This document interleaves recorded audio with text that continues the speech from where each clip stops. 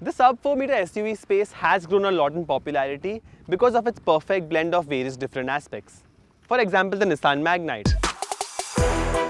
While it's not all that big for you to feel like a pain to drive in everyday traffic, it's also not that small for you to not be able to accommodate the family for a short road trip. Now, while the Magnite has grown a lot in popularity since its debut back in 2020, it did face one shortcoming. The non-turbo variants were not offered with an automatic gearbox. Nissan India has now changed that by introducing this new AMT transmission for all the non-turbo variants to make things just that more competitive in its segment.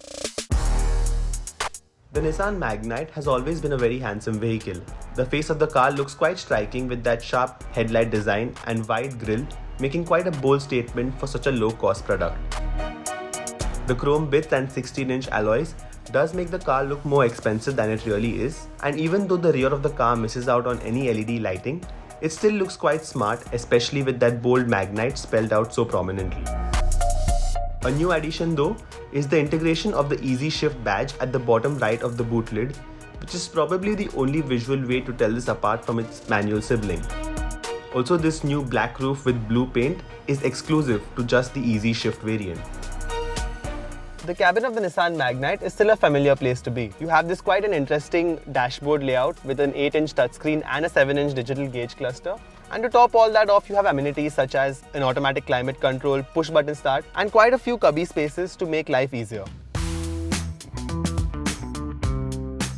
Talking about the features list, the Nissan Magnite is quite stacked.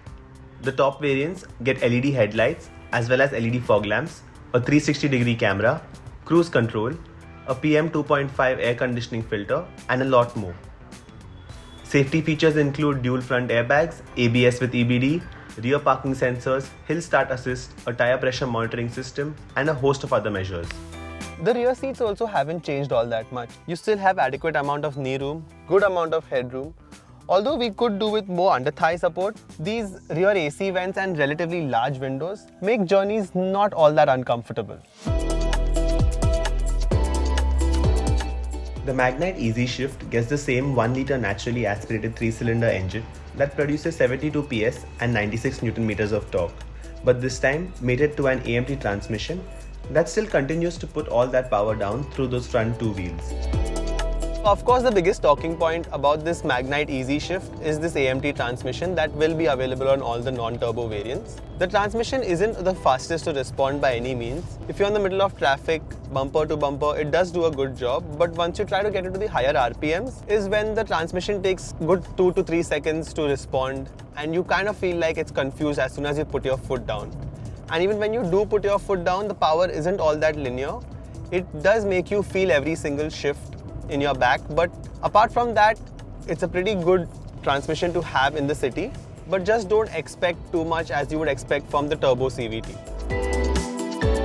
Also, this 1-litre naturally aspirated engine isn't the punchiest to begin with. The engine doesn't like being revved out, and once you do that, it makes a really loud noise which isn't very nice to hear. The suspension is one of our favorite things about the Magnite. It eases into every bump and you don't really feel anything. Of course, there are a few vibrations that travel about the cabin, but it isn't that major that you would be complaining about. If features and space is all that you're really out for, then maybe the Magnite EZ-Shift is a great bet, as it comes with most of what you will ever need.